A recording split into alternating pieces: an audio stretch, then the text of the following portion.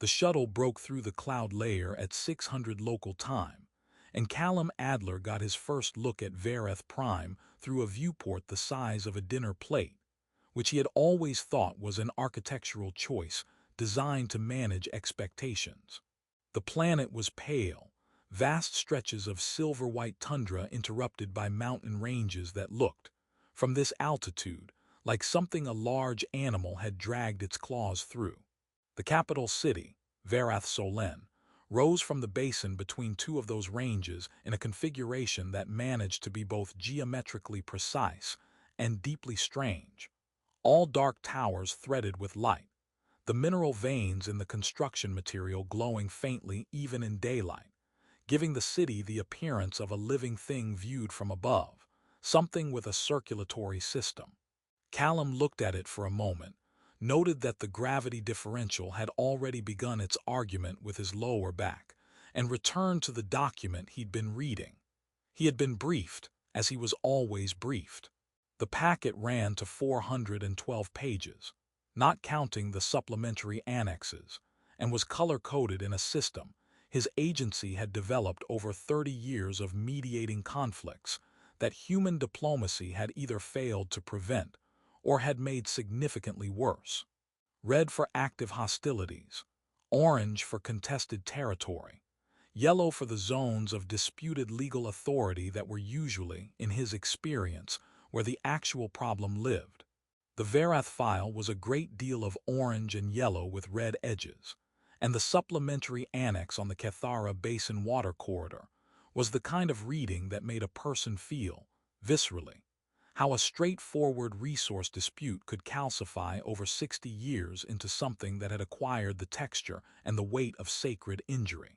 He had also, during the 7-hour transit from the relay station, finished 2/3 of a novel and had a nap in which he dreamed about a sandwich, which he took as a sign that he was in reasonable psychological shape for the work ahead.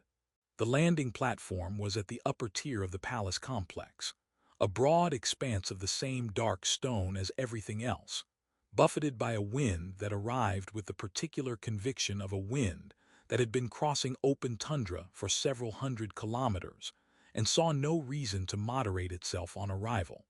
The welcoming committee was already assembled in their ceremonial positions, with the rigid composure of people who had been standing in that wind for longer than was comfortable, and were not going to let it show. 14 armored guards in the deep indigo of the imperial house, their ceremonial weapons at exact identical angles.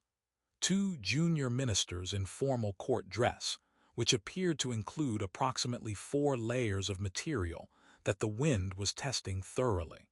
And at the head of the group, a tall, precise figure who introduced himself as Sera'ven, first protocol officer of the imperial court, in the tone of someone announcing a natural phenomenon. "Welcome to Verath Prime, Mediator Adler," Sera'ven said, in interstellar common so precise it sounded like it had been ironed. "The Empire extends its formal reception. I will be your primary contact for all matters of procedure and ceremony during your tenure. I have prepared a comprehensive orientation document regarding court protocol, which I recommend you read in full before the opening session tomorrow." "Thank you," Callum said. "Is there somewhere I can get coffee?" Sera'ven's expression did not change in any way that could be legally described as a reaction. "The palace staff will attend to your dietary requirements in your quarters." "I'll take that as a maybe." The palace was enormous in the manner of things built not for habitation, but for impression. He had encountered this before. The Dravathi seat of government on Call Secundus had corridors wide enough to land a shuttle in, which turned out to be intentional and historically documented. The Verath Palace operated on a similar principle of scale as communication, every hallway and chamber calibrated to remind the person moving through it that they were small, and what surrounded them was not. The walls pulsed slowly with the light running through the mineral veins, a rhythm so steady and faint that you didn't notice it consciously but felt it somewhere at the back of the nervous system. A subterranean insistence that something here was alive in a way that stone wasn't usually alive. His quarters were on the diplomatic tier, spacious, cold in the way that suggested the temperature had been set for a Verath standard, and adjusted toward human comfort as an afterthought, furnished with pieces that were beautiful and slightly wrong in their proportions, as though designed by someone working from a description of human furniture rather than direct observation. The bed was excellent. The chair at the writing desk was approximately 4 centimeters too tall and would require a cushion, which he fully intended to source. On the low table near the viewport, a decanter of something dark had been left with a small card that read, in formal script, a welcoming libation of the House Sera'ven, with the compliments of the court. He poured a small amount, smelled it, plums, and something underneath the plums that was sharper and not quite identifiable, and took one careful sip. It tasted like plums and a decision you were going to regret. He set the glass down, opened his briefing documents to the section he had left off, and noted at the top of his working page, as he always did at the start of an assignment, 2 words. Listen first. Tomorrow at the hour of the ascending third, 9:30, Sera'ven had confirmed, in the tone of a man who felt that translation was beneath him but performed it anyway. The formal negotiations would begin. Somewhere in this building, 2 delegations with 60 years of grievance between them were settling into their own quarters, rehearsing their opening positions, sharpening the edges of their arguments. Somewhere in this building, an empress who had been running a fracturing empire since the age of 19 was, presumably, doing whatever empresses did the night before the thing they had agreed to that they were not certain they believed in. Callum made a note about the Cathara Basin. Then he picked up his novel. He had not yet met her, and so he had no way of knowing what was coming. He was, in this particular respect and at this particular moment, entirely comfortable. The gravity was manageable. The chair would need a cushion. The coffee situation remained unresolved but not without hope. He had been to 11 planets. He turned the page. The first session began 11 minutes late because the Southern Compact's lead delegate, Dorvac Thesson, had misread the Verath time conversion and arrived believing himself to be 4 minutes early. A misunderstanding he discovered upon finding everyone already seated, and which he resolved by sitting down without acknowledging it and immediately beginning to speak, which Callum recognized as a negotiating tactic dressed as a navigational error. He had been at the table since 9:15. This was his practice: arrive before anyone else, choose the chair with the most neutral sightlines, and let the room arrange itself around a person who appeared to have no investment in the arrangement. The chair he had selected was not the right height. He had not found a cushion. He had accepted this. The Empress was already there when he arrived. He had not expected that. The briefing documents had described her role in the proceedings as presiding, a word that implied elevation, oversight, the ceremonial weight of authority applied from a distance. It did not imply standing at the long window on the eastern wall at 9:14 in the morning, alone, without ministers or guards, watching the pale tundra of the North catch the first angle of the winter sun. She turned when he entered, and the bioluminescent traceries beneath her skin shifted from a deep, resting blue to something warmer and more provisional, the light moving under her skin the way light moves through shallow water when something passes above it. She was taller than the official image had suggested. The 4 fingers of her right hand were loosely curled at her side. Callum said good morning in interstellar common because it was morning and it seemed reasonable. She said good morning back, in the same language, with the precision of someone who had learned it formally, and then spent considerable time mastering the difference between speaking it correctly and speaking it naturally. She gestured toward the table with the courtesy of someone who understood the mechanics of hospitality, and performed them without warmth, not because she was cold, but because warmth was not something you offered to a stranger in a room that was about to become a negotiating chamber. He sat down. She returned to her chair, which was architecturally more throne than chair, and the traceries settled back toward their resting blue, and they waited in a silence that was professional rather than uncomfortable for everyone else to arrive. The first 3 weeks were theater, which was fine. Theater had a function. Callum sat in the center of the long table with the documents he had annotated in 3 colors and watched both delegations perform the version of themselves they needed their own people to see, unyielding, righteous, arriving at this table from a position of strength rather than exhaustion, which was a fiction that both sides were maintaining with impressive commitment, given that 40,000 people had died in the last 14 months, and everyone in the room knew it. Thesson argued with the controlled fury of a man who had inherited a grievance and was determined to resolve it on his own terms or not at all. The northern ministers argued with the careful precision of people defending something they were privately uncertain about but publicly committed to. The language got elaborate, the historical citations multiplied. At one point, on day 9, a northern minister produced a physical document in a protective case and placed it on the table with the gravity of someone producing evidence at a trial. And it turned out to be a 70-year-old water survey that contradicted a point Thesson had made 2 days earlier. And Thesson looked at it for a long time before saying, in a tone of magnificent restraint, that the survey appeared to have been conducted during an atypically wet season, and the minister said the season was irrelevant, and Callum wrote the word cushion in the margin of his notes and underlined it, because he had now been sitting in this chair for 9 days, and the situation had become structural. He found the cushion on day 11, in a storage room off the diplomatic corridor, wedged behind a rack of ceremonial banners. It was the wrong color for the room and slightly too thick, which meant he now sat approximately 3 centimeters too high, but this was an improvement over the alternative, and he considered it a minor diplomatic victory of a personal nature. The Empress said nothing during the sessions. She watched.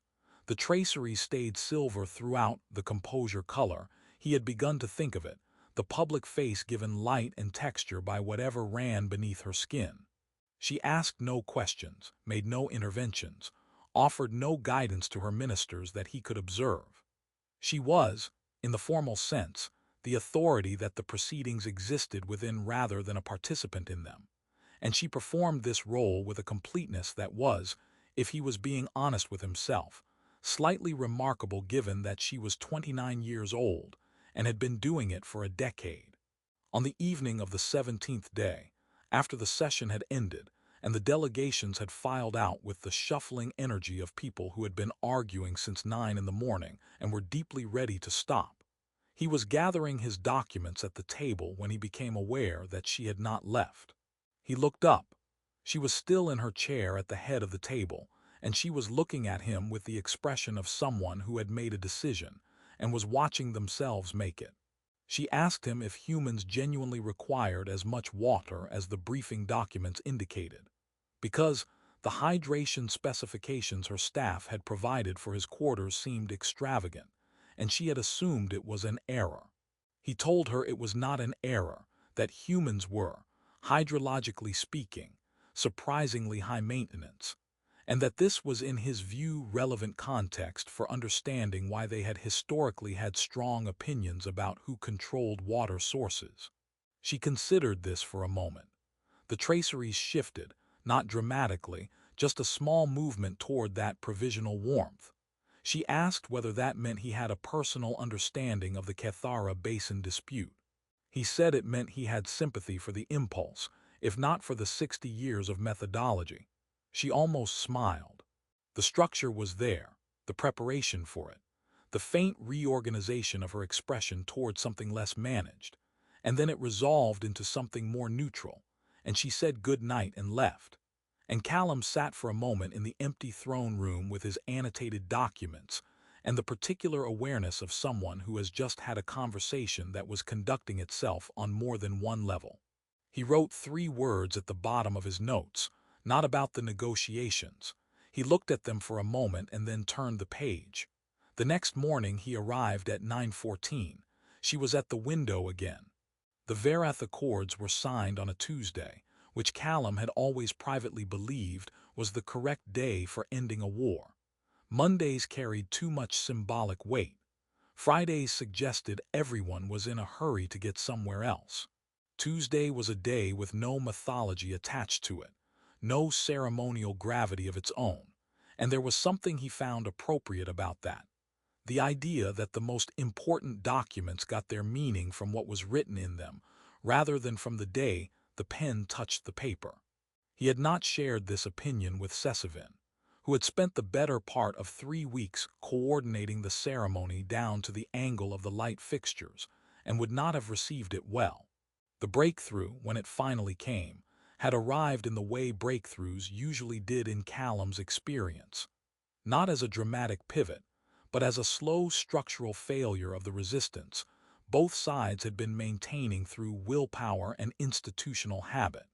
It had been the end of the 7th week, deep into another session on the Cathara Basin, and Thesson had been mid-sentence in an argument Callum had now heard in 17 variations when the northern minister across from him, a quiet and meticulous woman named Verath who had said less than anyone else in the room over the preceding weeks, and had consequently understood more, put down her pen and said, in a tone of absolute exhaustion, that the basin was going to be empty within 20 years regardless of what they decided today, and perhaps they might discuss what they were actually arguing about.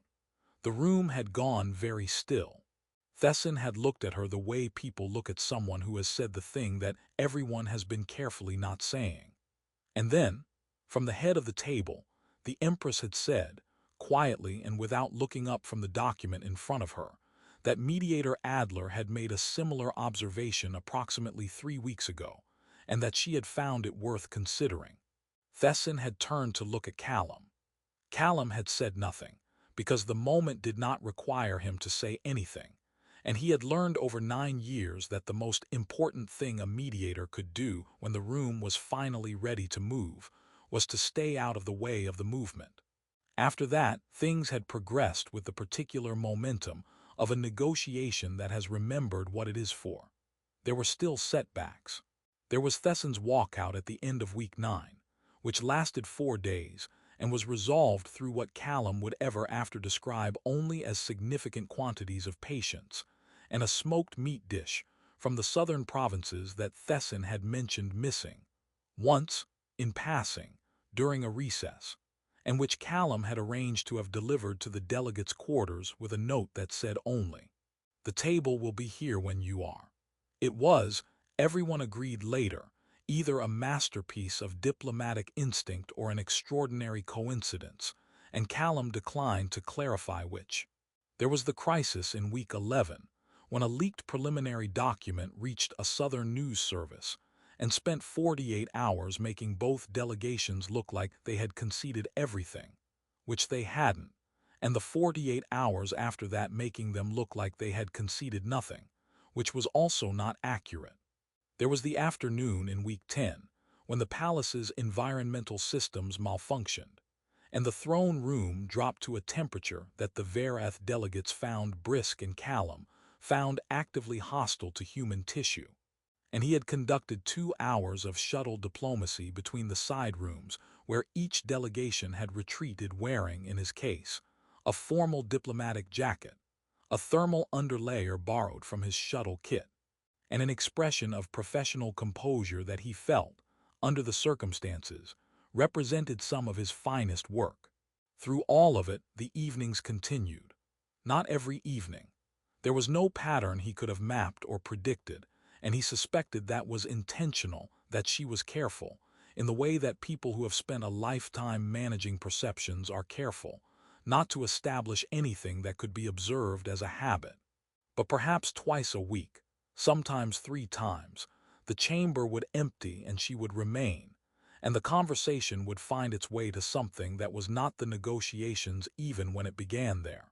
She told him, one evening in the 9th week, that the undying accord had been kept in a sealed archive for 30 years during her grandfather's reign, because he had found it politically inconvenient, and had simply decided, with the authority available to him, that it did not need to be consulted. Callum had asked whether she found that disturbing. She had said she found it clarifying. Documents, she said, were only as powerful as the willingness of the people who held them to be bound by what was written, and the interesting question was never what a document said but what it revealed about the people who invoked it. He had told her that was either very wise or a reason to be worried about the thing they were currently writing. She had said, without missing a beat, possibly both. He had laughed.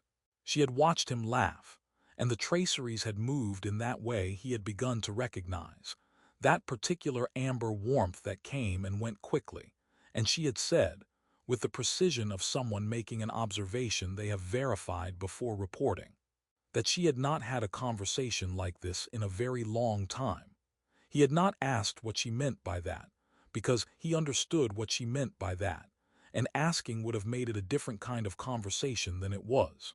Instead, he had said that, in his experience, the problem with being the person in authority was that everyone around you was always responding to the authority rather than to the person, and that it made genuine exchange structurally difficult. She had been quiet for a moment and then said that structurally difficult was one way to describe it. Another way was, she had been doing this for 10 years, and he was the first person who had argued with her about a document on philosophical grounds, and then asked what she thought of the counterargument. He had not known what to do with that, so he had filed it away with the other things he was not making a production of noticing, which by that point had become a fairly substantial file. The treaty, when it was finally finished, when the last clause of the last annex had been negotiated, and the language had been agreed to by both delegations, and the whole architecture of the thing had been reviewed and found to hold, was 43 pages long and covered territorial demarcation, water rights under a joint resource management framework, a shared historical commission to address the question of the Undying Accord's original intent, and a mutual security clause that had taken 11 days to draft, and which Callum privately believed was the most precisely worded 11 pages he had produced in 9 years of this work. He had sent it to his agency with a summary that ran to 4 paragraphs. His supervisor had written back, "Well done, next briefing attached. The Sorelian boundary crisis is heating up." He had read the new briefing on the same evening and set it on top of his luggage, ready. The ceremony was planned for the following Tuesday. He had said nothing about this to Sera'ven. On the Monday night, she did not remain after the final preparatory session. He gathered his documents in the empty throne room and looked at the long window on the eastern wall and thought about the morning she had been standing there and the moment in the doorway he had recovered from quickly. And he thought about the file of things he hadn't made a production of, and he closed his working notebook on all of it with the practiced efficiency of someone who was very good at leaving, and went to finish packing. He was nearly done when he realized he had left a book on the side table. He left it there anyway. The ceremony went exactly as Sera'ven had planned it, which was the best thing that could be said about any ceremony, and which Sera'ven would, Callum suspected, have inscribed on his professional legacy if given the opportunity. The documents were signed in the correct order by the correct people at the correct time. The ceremonial lighting performed its function, and the assembled court of the Verath Empire witnessed the formal conclusion of a conflict that had been consuming their world in increments for 60 years. It was, by every measure that applied to such things, a success. Callum stood in his designated position in his signing suit and felt the particular quiet of a finished thing and told himself, as he always told himself, that this was enough, that this was the work, that the shuttle was berthed on the upper platform and the next briefing was on top of his luggage, and the Sorelian boundary crisis was not going to resolve itself. Thesson signed with the gravity of a man writing himself into history. The northern ministers signed with the careful dignity of people who had given something up and needed to look as though they had chosen to. The Empress signed last, as protocol required, with the complete composure of someone who had been performing composure since the age of 19 and had made of it something genuinely formidable. And when the pen came down, the room exhaled collectively, and the applause began, and Callum thought about the shuttle schedule. He had said his formal goodbyes to Thesson that morning, over the smoked meat dish that had by this point become a recurring feature of their professional relationship. Thesson had shaken his hand with both of his own, which Callum had looked up and confirmed was among the highest gestures of personal respect in Southern compact culture, and had said, with the gruffness of a man who was not accustomed to sentiment and was trying it on carefully, that he had arrived at this table expecting a human bureaucrat and had found something else, and that he wasn't certain what to call it, but that the Cathara Basin framework was going to outlast both of them, and that was not nothing. Callum had said it was not nothing. They had finished breakfast in a silence that was the most comfortable silence of the entire 3 months. He had not said goodbye to her. He had told himself this was because there had been no appropriate moment in the formal proceedings, which was true. He had told himself it was because a private farewell would have been outside protocol, which was also true. He had not examined the third reason, which was that he had been doing this work for 9 years, and he was good at leaving, and the way to stay good at something was not to test it unnecessarily. The ceremonial doors at the far end of the throne room opened. 6 meters of carved dark stone swinging on mechanisms that were either extraordinary engineering or something his instruments had never quite been shuttle, and at the end of that was the next assignment and all the assignments after it. 11 planets becoming 12 becoming whatever number it eventually reached. And the woman who had told him early in his career to always be ready to leave had been right, and he had always known she was right and he was ready. He bowed, he turned. He counted 3 steps in the direction of everything that came next. Then her voice came through the silence of the entire throne room and stopped the world. He stood with his back to the room and understood, in the space between one breath and the next, that what was happening behind him was going to change the shape of something, and that he had 2 choices, and that he had actually only had one choice for quite some time, and had been engaged in an extended professional fiction about having 2. He turned around. She was standing in the center of the throne room floor with the traceries beneath her skin doing something he had never seen them do in 3 months of watching them. Not silver, not cautious amber, not the resting blue of privacy, but something that moved through all of it simultaneously, cycling and shifting, the light under her skin visible from across the room, her composure present but cracked cleanly down the middle in a way that was not collapse but was its opposite. The thing that happens when a person decides that the crack is more honest than the surface. Her hands were not still. The indigo-black hair drifted at its edges in the absence of any wind. 200 people were not breathing. He was aware, in the precise and unhurried way that clarity arrives when there is no longer anything to be unclear about, that he had left a book on the side table in his quarters. That he had left it deliberately, without admitting to himself that he was doing it deliberately, because some part of him that was smarter than the part running the shuttle schedule had understood that you only leave things behind in places you believe you might return to. 9 years of assignments, and he had left something behind on all of them. He had told himself it was carelessness. It was not carelessness. He set his briefcase down on the floor of the imperial throne room. In his peripheral vision, he saw Sera'ven make a small movement that was the physical equivalent of a protocol document, revising itself under protest. He walked back across the room until the open doors were no longer the direction he was facing, and he looked at her, and he said that his next briefing was not going anywhere, and that the agency had other people, and that there was an argument they had started 3 weeks ago about whether the Undying Accord was theologically sophisticated or a real estate agreement in ceremonial clothing, and that he had given the matter additional thought during the signing ceremony and believed she was wrong, and he would like to finish the argument if she was willing. The traceries settled, not into silver, not into any color he had a name for yet, something that moved warmly and without concealment, close to the surface. The crystal formations behind her ears caught the ceremonial light and held it. Behind them, Thesson made a sound that was officially a cough. Sera'ven wrote something in his document with the energy of a man finding unexpected meaning in his work. Somewhere in the palace, a shuttle that had been scheduled to depart remained on its platform, patient and unbothered, the way machinery is unbothered by the decisions of the people it carries. Callum had been to 11 planets in 9 years.